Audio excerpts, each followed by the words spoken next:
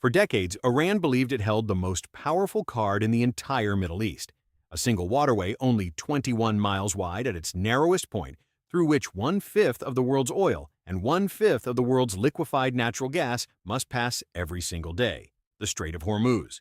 Tehran's generals openly declared it the regime's ultimate weapon, the chokehold that would force Washington to its knees the moment any war began. And on February 28, 2026, when American B-2 bombers and Israeli F-35I jets erased Supreme Leader Ali Khamenei in a 30-minute decapitation strike, Iran played that card. The Islamic Revolutionary Guard Corps shut the strait, laid sea mines across the channel, and announced that no enemy ship would ever pass again.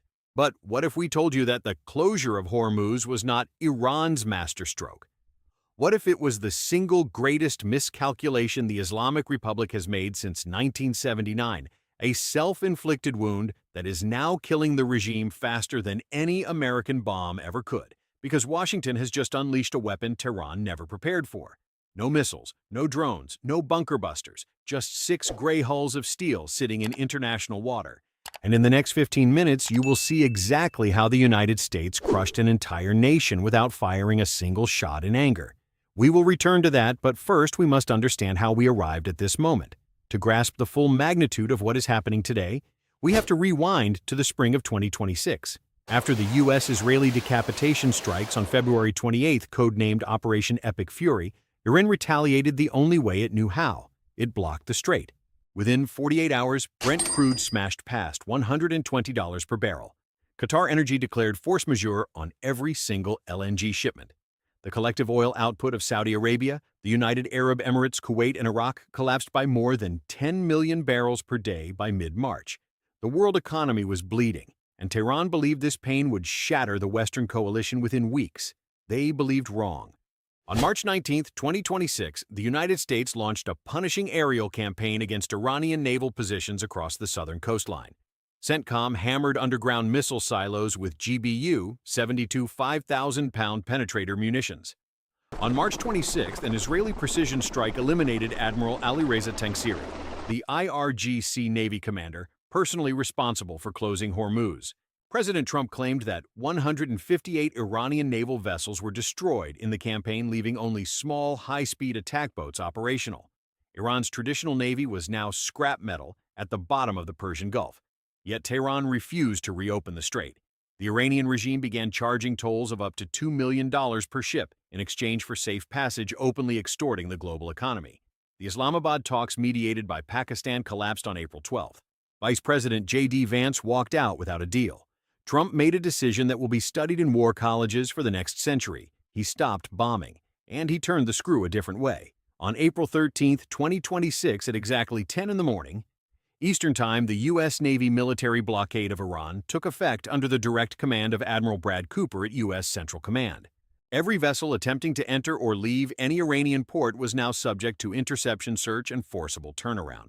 6 Arleigh Burke-class guided missile destroyers, supported by Boeing P-8 Poseidon maritime patrol aircraft, drew an invisible noose around the entire Iranian coastline from Chabahar in the east to Bandar Abbas in the west.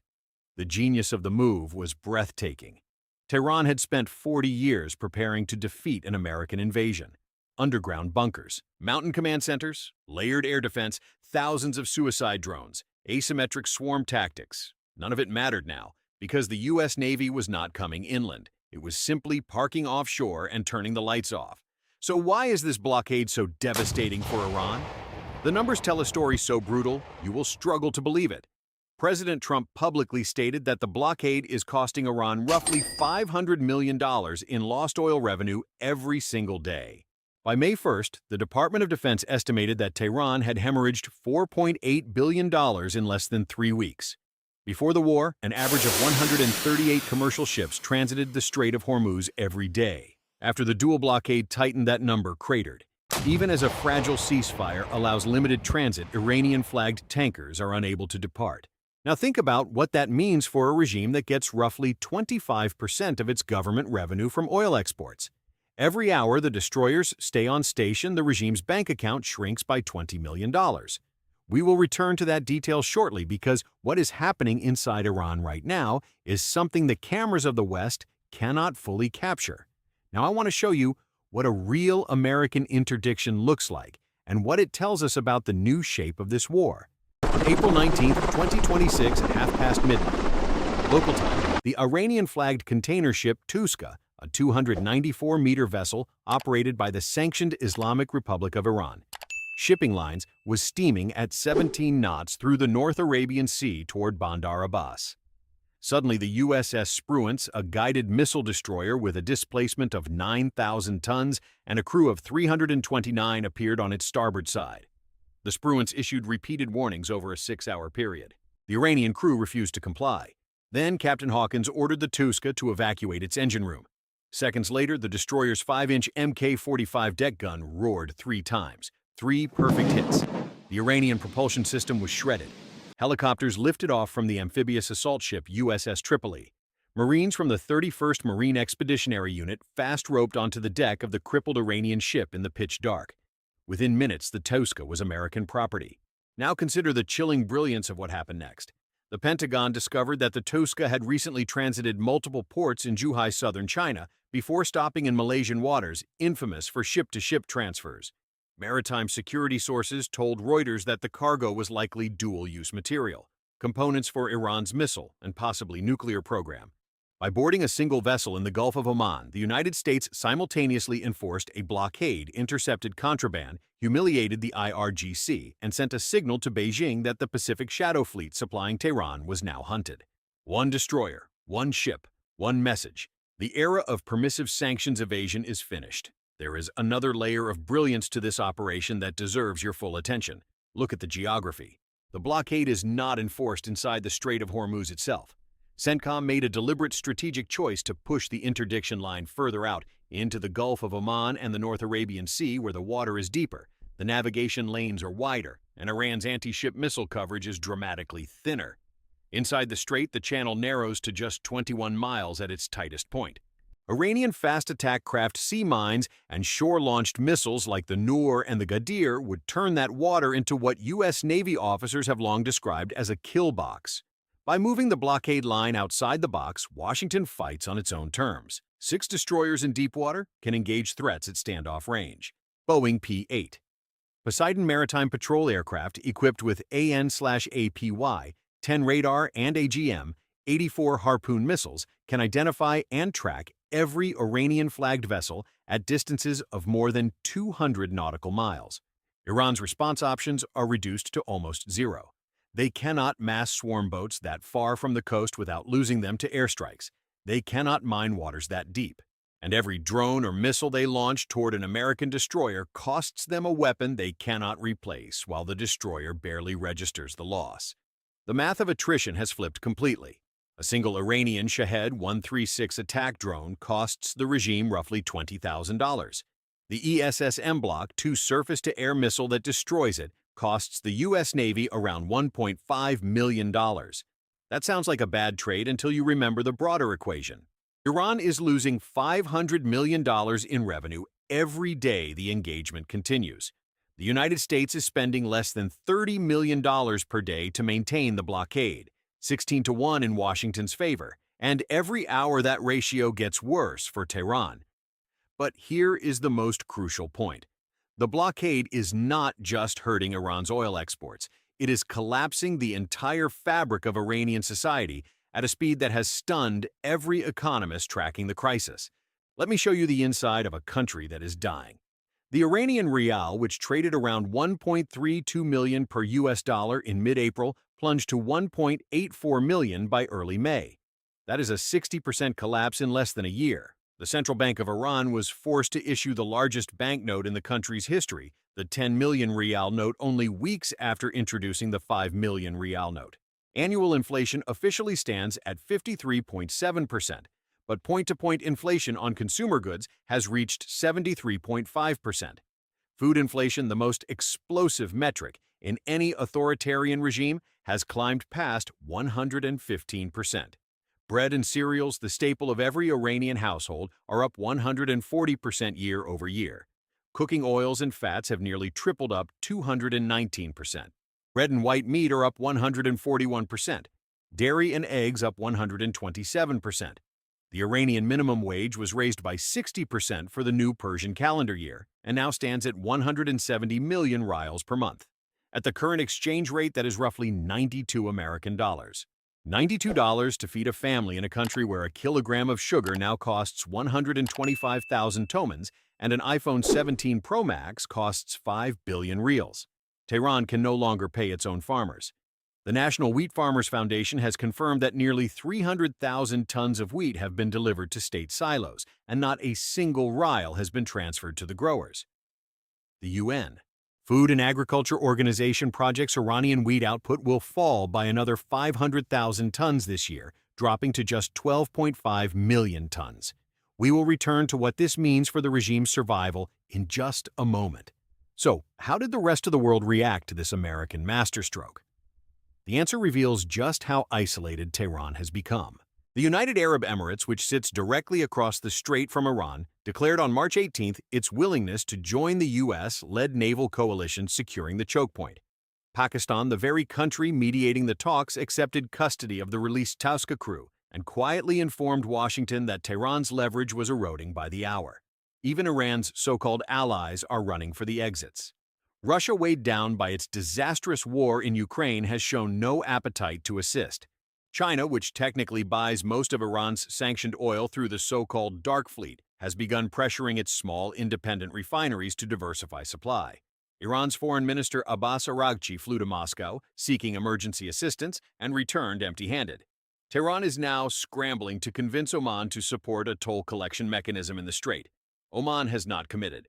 Even Tehran's deputy parliament speaker, Ali Khamenei, publicly admitted that Iran would not return to pre-war conditions, a desperate ultimatum from a regime that has nothing left to bargain with. And then came the moment that revealed everything. On April 27, 2026, Iran transmitted a 14-point proposal to Washington through Pakistani mediators. The terms were stunning. Tehran offered to reopen the strait, completely drop all toll demands except a permanent ceasefire, and agree to end its hostilities in Lebanon. In exchange, the United States would lift the naval blockade. The crucial detail: the proposal explicitly removed the nuclear question from the deal, entirely pushing those talks to a vague later phase. This is the offer of a regime that knows it is dying. Trump rejected it within hours. The White House made clear that lifting the blockade without resolving Iran's stockpile of more than 400 kilograms of highly enriched uranium would surrender Washington's only remaining leverage. The blockade stays. The math is brutal, and Tehran knows it. The world is choosing sides. The era of Iranian extortion in the Persian Gulf has come to an end. But the real nightmare for Tehran is hidden in a detail almost no one is talking about. It is not the inflation. It is not the rial collapse. It is something far more terrifying for the regime, and we promised you we would return to it. Iran is running out of physical storage for its own oil. Treasury Secretary Scott Bessent, in a stunning admission to reporters in early May, confirmed what U.S. intelligence had been tracking for weeks. Quote, "They are going to have to start shutting in wells, which we think could be in the next week as their oil storage fills up with nowhere to go." End quote.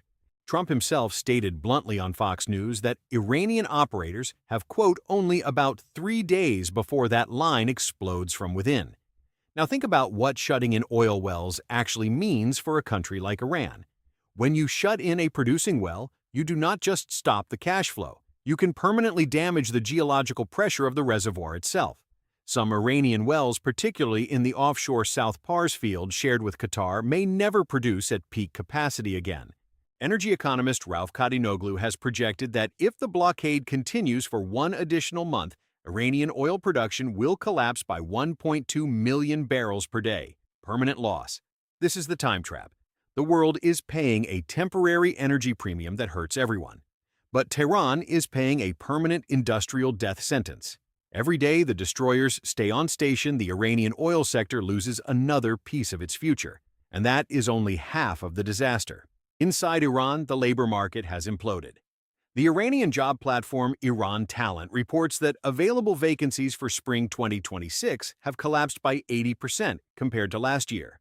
On May 5th alone, the rival platform JobVision recorded a single-day record of 318,000 resumes submitted, 50% above the previous all-time high. Roughly 1 million Iranians have lost their jobs since Operation Epic Fury began. The state-imposed internet blackout now, in its 66th day, is bleeding the digital economy of between $30 and $80 million every single day. So, what paths can the regime try? The answer is none of them. The IRGC was supposed to be Iran's iron shield, but the Quds Force is starved of funds, and its naval branch has been gutted since the assassination of Tangsiri. The shadow fleet of sanctioned tankers, once a lifeline that smuggled crude through fake flags and disabled tracking signals, is now being hunted across the Indian Ocean, from the Bay of Bengal to the Strait of Malacca. On Tuesday, after the Tauska seizure, the Pentagon announced the interdiction of yet another sanctioned vessel, the MT Tiffany, in the Bay of Bengal, between India and Southeast Asia. The message to Tehran's logistics network is unmistakable. There is no longer a safe ocean: the nuclear program. The only remaining strategic leverage is the very thing Trump refuses to allow them to keep. Inside the regime itself, Parliament Speaker Mohammad Bagher Ghalibaf has been forced to issue audio messages begging for unity behind the new Supreme Leader Mojtaba Khamenei, the son of the man American bombs erased on February 28th. An insider close to the establishment told Reuters that authorities can no longer make government payroll the final warning sign before any authoritarian regime begins to fragment from within. The trap is closed. The price Tehran will pay for closing the Strait of Hormuz has become extremely heavy. Now, if we step back and look at the bigger picture, the verdict becomes absolutely clear. An economy losing $500 million every 24 hours. A currency that has shattered every floor previously thought possible. Wells about to be shut in forever. A leadership offering surrender terms that exclude the very issue that started the war. A population watching its bread meat and eggs more than double in price, while the regime cannot pay its own farmers. This is what strategic patience looks like. This is what victory looks like when delivered through gray hulls of steel rather than columns of armor. Let's go back to the beginning. We open this video by asking, what if Iran's closure of the Strait of Hormuz was not its masterstroke, but its single greatest miscalculation since 1979? Now you have your answer. By weaponizing global trade, the regime convinced the United States to do something Tehran never prepared for: to stop fighting Iran's war on Iran's terms and to fight a different war entirely. The destroyers are not invading. They are simply waiting. And while they wait, the Islamic Republic of Iran is starving itself out from the inside. That is the genius of the American counter-blockade. It does not need a victory parade. It does not need a flag raising on Iranian soil. It just needs time. And the time belongs to Washington. So what are your thoughts on this? Was the U.S. counter-blockade the most masterful piece of economic warfare since the Cold War? Will the Iranian regime collapse from within before Trump even needs to lift a finger? Or will Tehran lash out in one final desperate act that drags the world into something even worse? Let us know in the comments below, and don't forget to like and subscribe so you never miss an episode. Hit that notification bell for more in-depth analysis on global military affairs, geopolitical shifts, and defense technology shaping tomorrow's conflicts. Thank you for choosing us and watching until the end.